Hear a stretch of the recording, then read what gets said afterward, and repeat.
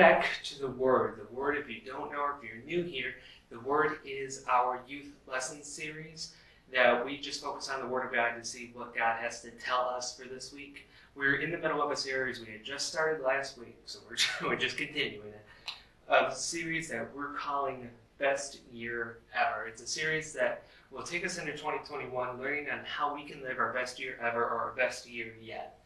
So this week, we're talking about a topic. Today's lesson is called, Do I Give Up?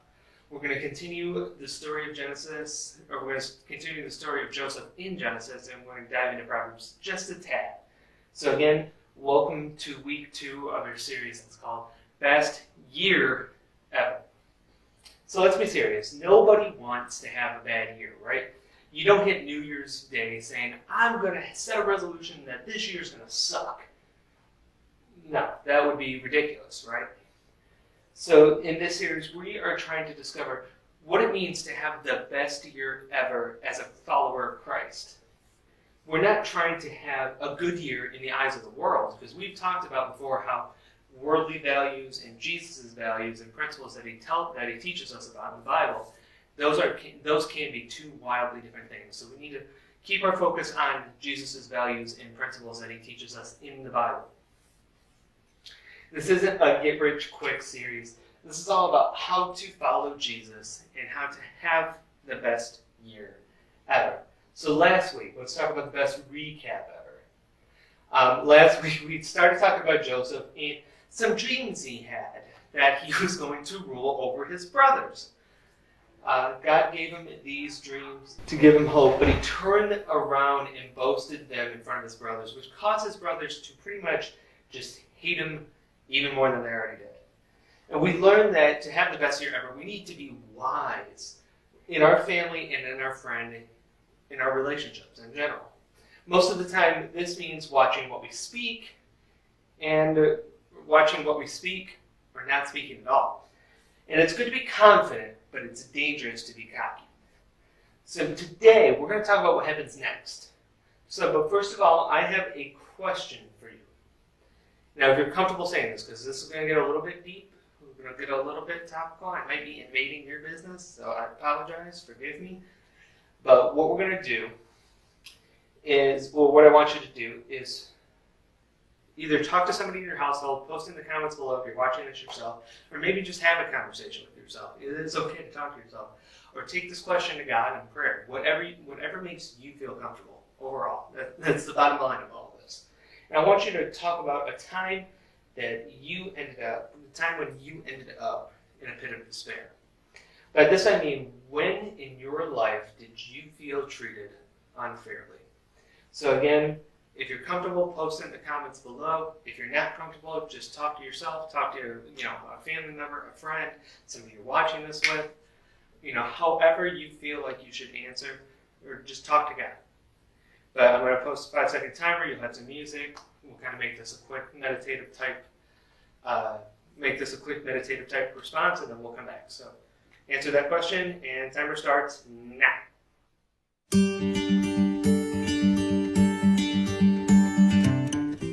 Now, I think you and I can agree that it stinks to be treated unfairly, right? There's something about it that makes you maybe feel cheated or violated or unloved. And the question we ask ourselves is like, how do we deal with this? How do you deal with situations like this if you're a follower of Jesus?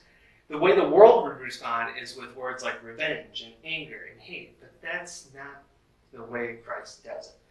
Joseph dealt with the same situation. After he messed up and got prideful over how God was going to use him, the brothers got together and they planned. They started coming up with ways to do something to Joseph, and that's actually where we pick up our story today. Joseph's father sent him to go check his brothers out in the field. So join me again. We are going to read Genesis 37, 18 to 28. I'm going to read from the Message. You can read whatever translation you want. The words will be on the screen somewhere. I know I'm standing in the middle of the screen. I think I'll stand over here, though. They should be right there. Either way, let's dive into some tasty scripture. Genesis 37, 18 through 28. They spotted him off in the distance. By the time he got to them, they had cooked up a plot to kill him. The brothers were saying, here comes that dreamer. Let's kill him and throw him into one of the old cisterns. Cisterns is just this big pit. We can say that a vicious animal ate him up. We'll see what his dreams amount to.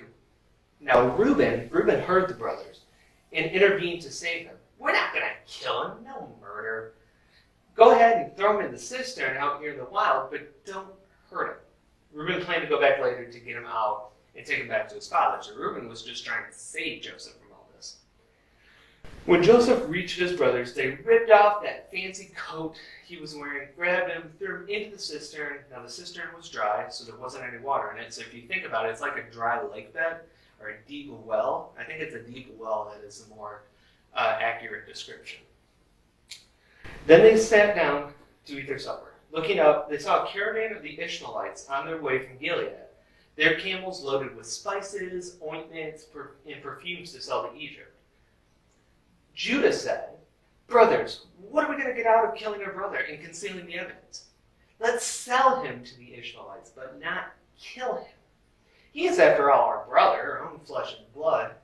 His brothers agreed. What a voice of reason. Let's not kill our brother, but let's sell him instead so we can profit off of it.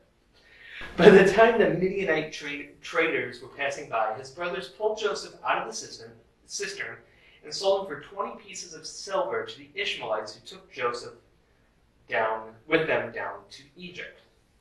So can you imagine all of the hurt and confusion that Joseph just went through? Think about it. His own family, his own flesh and blood, hated him so much that they threw him into a pit and then sold him into slavery. A couple of his brothers even wanted to kill him. And you thought your sibling rivalry was bad. Now, what Joseph did, boasting about his dreams, yes, we can all agree that wasn't good. It wasn't the wisest thing. But it did not warrant this type of treatment. There was nothing loving or just about this action. So how would you respond to this? What would you do in this situation? Put it in the comments below. Again, timer's going to go up, give you some time to talk, meditate on it, and then we'll come back and we'll continue the lesson. Your timer starts now.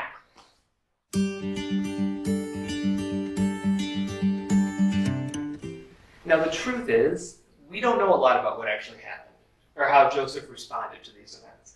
The text doesn't say if he screamed at his brothers or cursed God. It doesn't say if he went kicking and yelling while being dragged off into slavery. However, we have the benefit of hindsight. We know how the story ends. I don't want to spoil it for you, but at the end of Joseph's life, he is still praising God for being so wonderful to him. And because of this, I like to believe that Joseph never abandoned God during this trial, nor gave up on his plan. He remained faithful, even when life stunk. So on the screen right now, you're going to see a picture of what I call the snot sucker. Now, the official name is a nasal aspirator, but snot sucker sounds more fun. If you've ever seen a new mother use this, or maybe help take care of your little sibling, you use the snot sucker to suck all the unwanted gunk out of a baby's nose. The baby generally doesn't like this process. I mean, it's uncomfortable, maybe even a little painful, and they will cry or even scream loudly at times. In the baby's mind, the mother is letting them go through too much pain and discomfort. Now, you can only imagine a 6-month-old trying to process this in their little mind. Why the only one person they could trust would let them go through this snot-sucking pain. Now, however, if the mom doesn't do this, if the mom doesn't suck the snot out with the nasal aspirator, the baby won't be able to breathe through its nose. When babies are very young, they don't know how to naturally breathe through their mouths yet. So if the snot builds up too much, the baby could stop breathing and most likely die. So in the end, the mother lets their baby go through this little bit of pain and discomfort in order to give the baby a full life. Now, what does that have to do with anything, you're asking? Good question. In the same way, God, our Father, often allows us, his children, to go through that little bit of pain and discomfort. I am not saying that God causes pain. Don't hear me say that. God does not cause the pain. He might let us go through it, but oftentimes the pain we do is a result of our own actions, not because God allowed it. He lets us go through this little bit of pain and discomfort because he sees the bigger picture. He's got our life planned for us when we're in our mother's womb. So of course God's got the bigger picture to all this already wrapped out. In the bigger picture, he knows that these situations are going to teach us and guide us into his love and his wisdom. Joseph just went through this very snot-sucker situation. And I'm sure that he was very hurt, very confused, maybe even a little mad at God, but he never lost his faith. So let me ask again, when your life begins to stink, what's your natural response? Do you lean more into God's embrace and trust him, or do you throw your hands up in the air in frustration and run? We'll learn that if Joseph had given up on God in this moment, he would have missed out on, well, everything. So to close today's lesson, I want to read a quick passage from Proverbs 5:6. Again, I'm reading out the Message. You read whatever you want, or it's on the screen, somewhere. Proverbs 5 through 6 say, "Trust God from the bottom of your heart. Do not try to figure everything out on your own. Listen for God's voice in everything you do, everywhere you go. He is the one who will keep you on track." So what you're going to see with today's lesson, and should be with today's post, if not, somebody yell at me. If anything, it'll be in the comments. But what I want you to do is write this on your hand, tape it to your wall, tape it to your mirror, slap it on social media, wherever. Print that out, screenshot it, do whatever you want, but put it somewhere that you're going to see it. Eventually, this truth will beg to plant itself in your heart.